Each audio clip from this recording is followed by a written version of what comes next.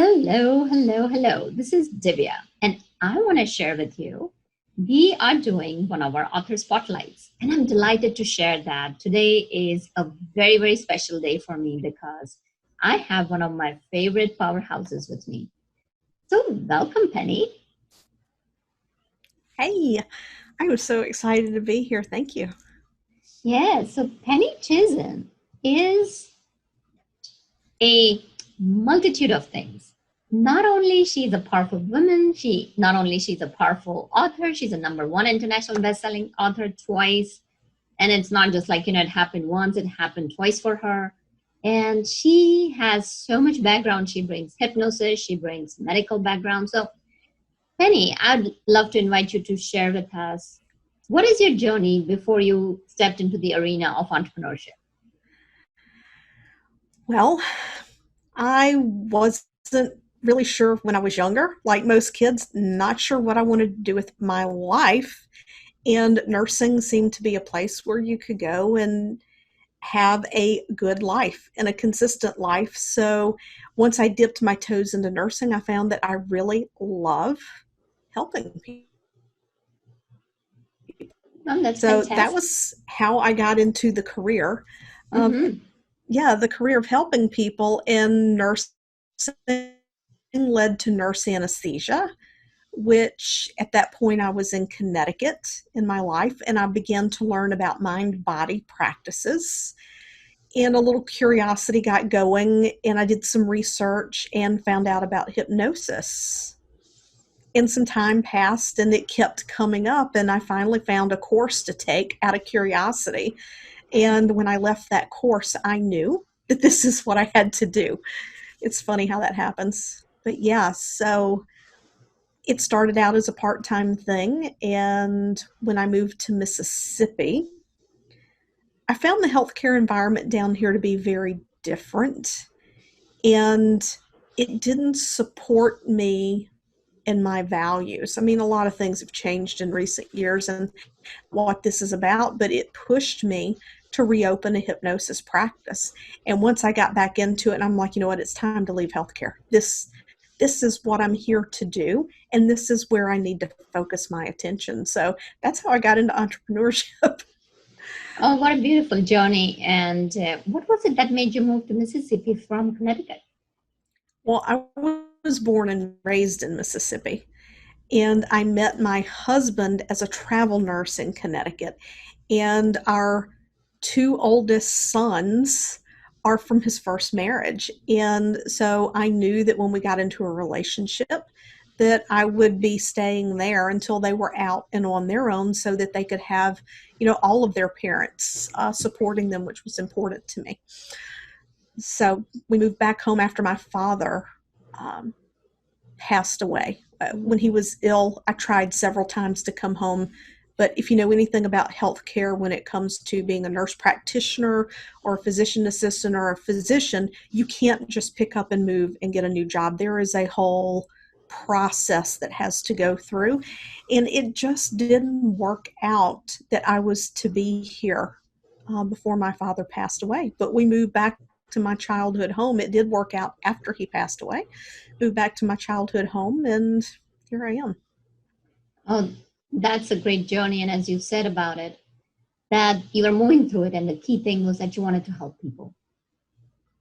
And you said Yes. that hypnosis was your jam, so to speak.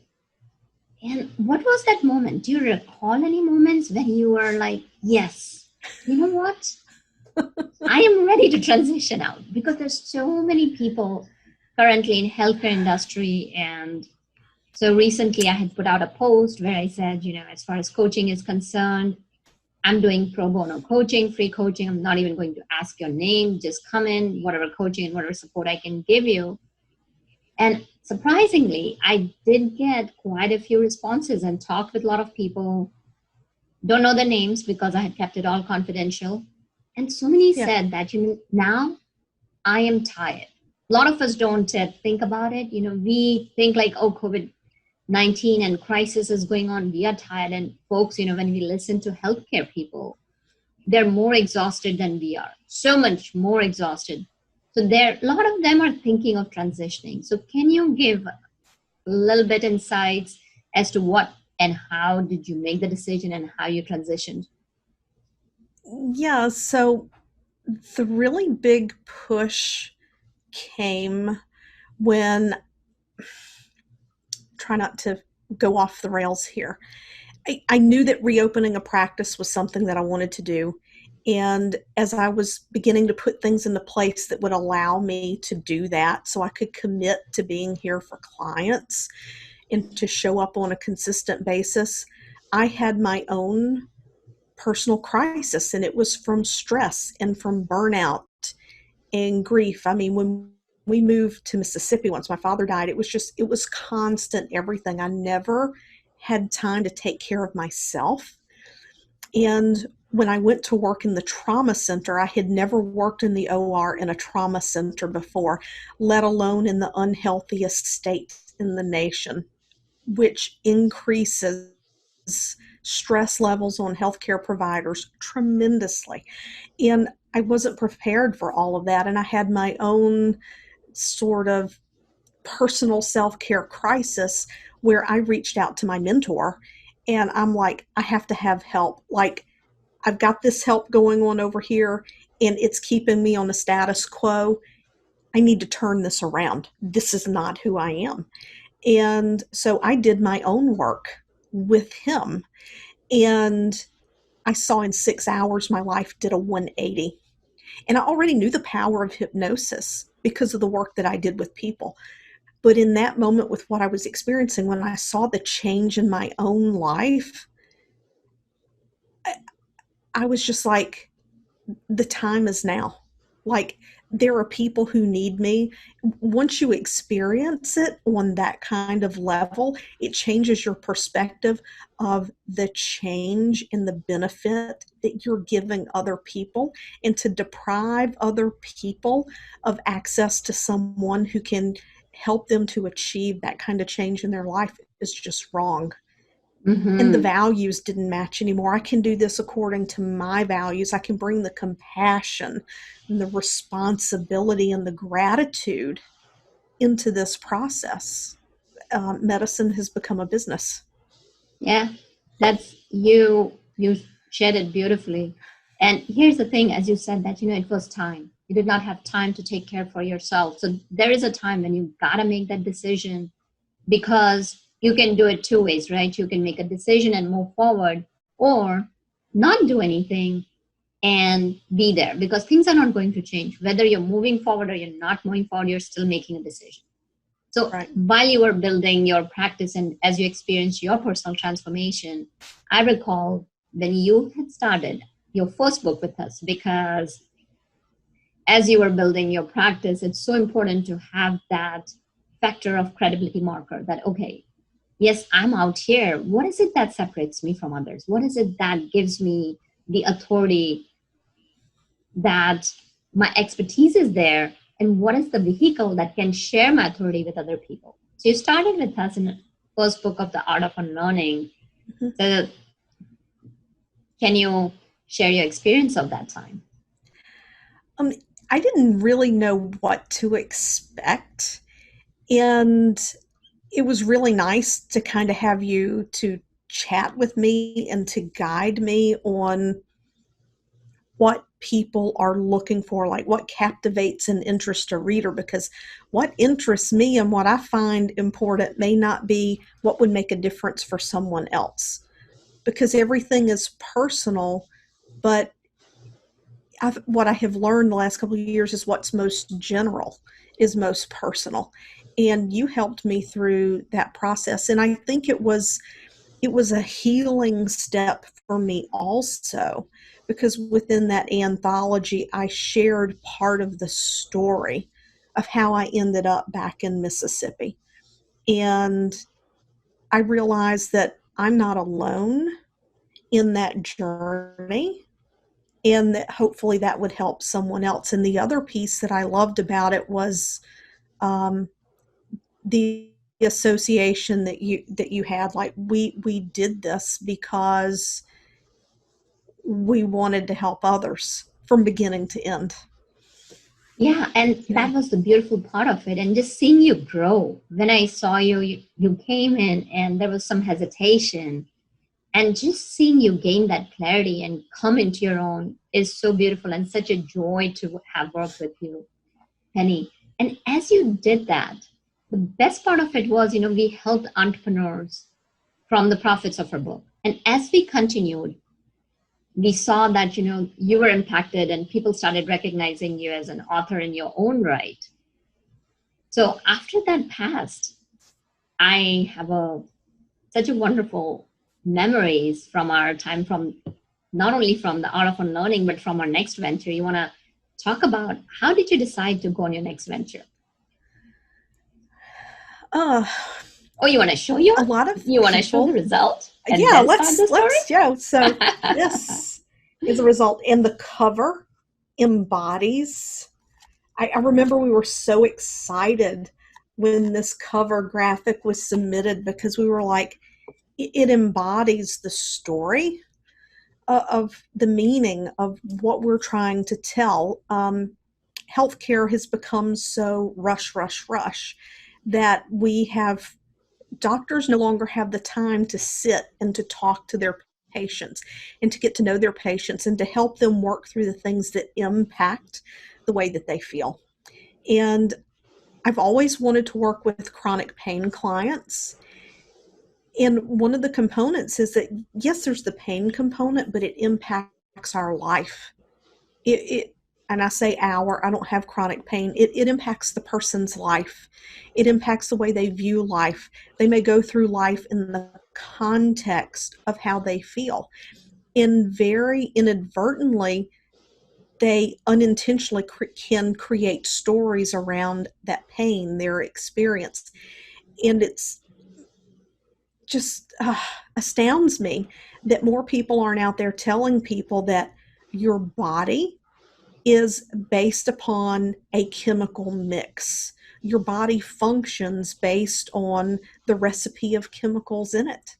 Those chemicals are generated by the brain in response to our emotions, and our emotions are generated by our thoughts. And our thoughts are where we can exert control over how we choose to see things, whether the glass of milk is half full or half empty.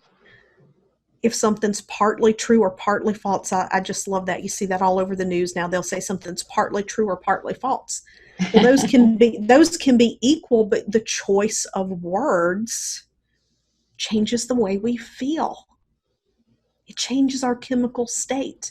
So it's just one piece where people can have so much control over their life and influence how they feel and to be better and how they can work with their team to feel better. So that was, as I was trying to do outreach to connect with people, persons who suffer with chronic pain, especially in the midst of the opiate epidemic, that crisis, however you want to phrase it, there's a lot of negative connotations around pain. So if you try to have these conversations, the first thing you're hearing is, you don't believe me.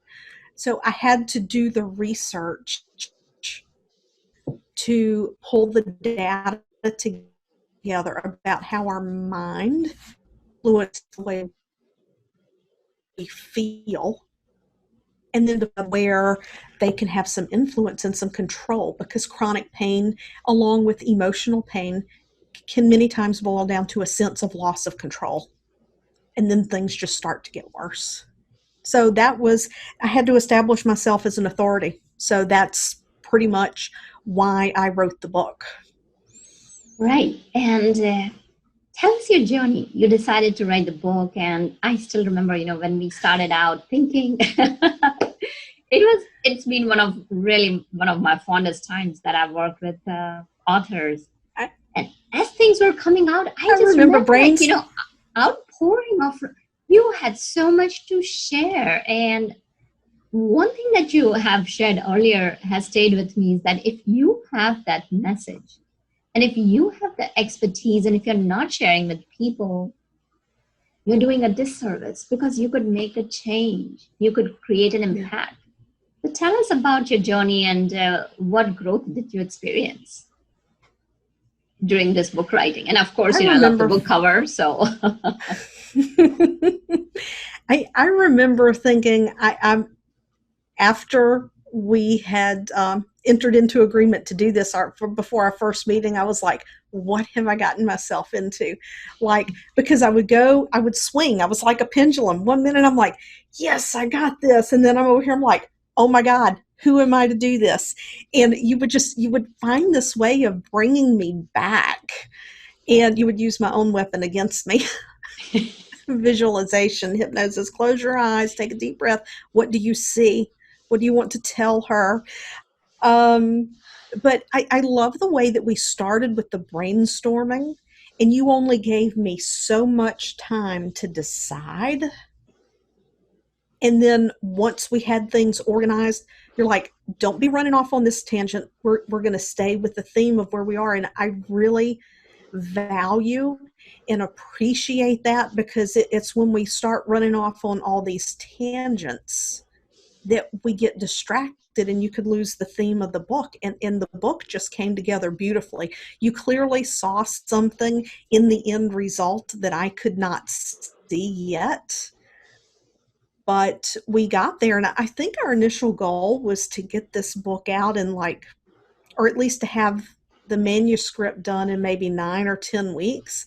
And then I got to this one chapter, because I was so in it, I couldn't separate myself from it, to think of, I wanted to come from a place of giving people something to consider rather than telling people what to think. Because one is I never considered that before, and the other one is who are you to tell me to do this? And when the first draft of that chapter came out, I'm like, I don't like this. This is going to turn people off. And I don't want to do that. So it was like 6 weeks later, we went on vacation. We went camping out in the woods, no electronics. And I just I put on some music, took some nice deep breaths. And I'm like, give it to me, universe. And it came out in about 30 minutes, the whole chapter. So, so yeah. that's the beauty, that as you started writing the book, there's something about writing the book. You had this breakthrough. Can you tell that when you're talking about the breakthrough, you've said that our thoughts become our feelings, and feelings become words, and words become behaviors, and behaviors become habits. So as you were going through this, and I remember, that pull and push that you Mm-hmm. experienced in yourself, because here's the thing, you have the whole power within you. I'm right there to see the possibilities that are there, that your power within you, that's what I see. And I was seeing it. And you went through that pull and push as we were talking about. And as I helped you remove some obstacles and see different possibilities that were out there and different things. So share with, because there are so many people who are thinking, and you said it beautifully, who am I to write this book? You got it. You have the story, you have the expertise nobody else has. Yeah. So tell us about the emotional growth that you experienced. First of all, the biggest thing, and I tell people this now all the time, there are very few pure original ideas out there, but there's only one you who can tell the story the way that you can tell it. And I will go back periodically and see pieces out of the book, and I look at it and I'm like, who wrote that? Like, I still can't believe I wrote it. And no, I didn't have a ghostwriter. I wrote this book. And it is a constant reminder to me, if I start thinking, oh, I'm no good at writing this copy on this website, I'm like, whoa, back up. Back up. You can do this. And it's just to have that #1 international bestseller. It's like I type it out when I'm doing a bio or something, and I just have to pinch myself and remind myself it's real. But yeah, no one, if anyone is ever on the fence about anything, no one can share your message the way that you can share it. I mean, obviously give credit where credit's due, but there's always going to be someone else telling a similar message, but they can't share your perspective, your experience, your words. No, and that's the beauty, as you mentioned, you nobody else can share your message. And the you said it. And let's see that beautiful book again. So when you Breaking the hold that fibro book, code. yep, and when you hold that book and you're reading through it, it gives you that solace and comfort that yes, I was able to do it. So anytime in the moment of doubt, I do the same thing. I'll pick up my book. Really? Did I write that? And it becomes that warm, comfy blanket that you can have for the rest of your life. And same thing like you talked about, international best-selling author.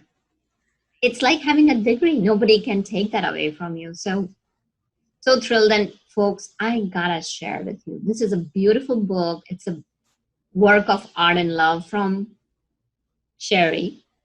And we had in the art of unlearning, I think so with you, Penny, and who else was there? I think so Janice was there, and Michelina, and like there were several other people. And as they progressed in their lives, it was just beautiful to see things unfold. And when Penny moved into her own book, it was just fascinating that I saw the little unfolding here, and I had been thrilled in art of unlearning, but when I saw her unfold, it was like, whoa, what happened here? She became a big sunflower, just shining fully. And just having you here and saying that, like, now you hold that book and it just gives you that strength and that you can draw upon anytime. It's so wonderful. So, Penny, tell us what's happening for you now and what's next for you in the coming few months and next year.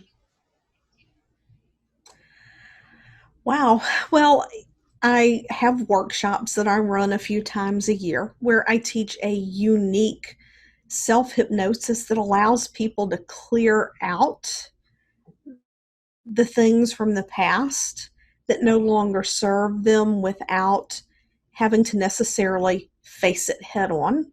And a component of that is also talk to people about where their beliefs come from and how the best thing we can do for ourselves is to allow ourselves to feel our emotions and to learn how to move through them rather than to push them down, because we do that so often. And for the most part these days I'm working with entrepreneurs. I mean, I help them with a variety of different issues.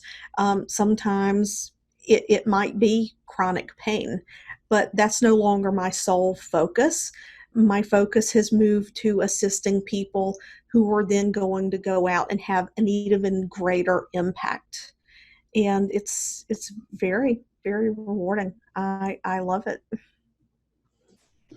That's fantastic. And of course, we know that your book is available on Amazon. I wanted to also like ask Mhm. you, how can people get in touch with you?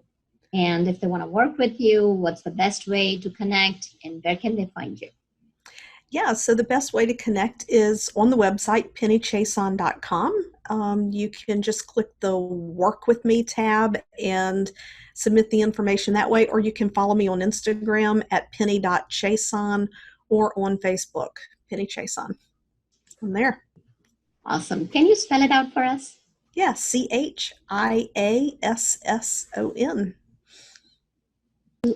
Lovely. That's great. And folks, as you saw, Benny is an amazing, amazing person. And it was so lovely to have you with us and having you share your journey and your insights with our audience. Thank you, Penny. Yeah, thank you for having me. Would take it anything for it in the world.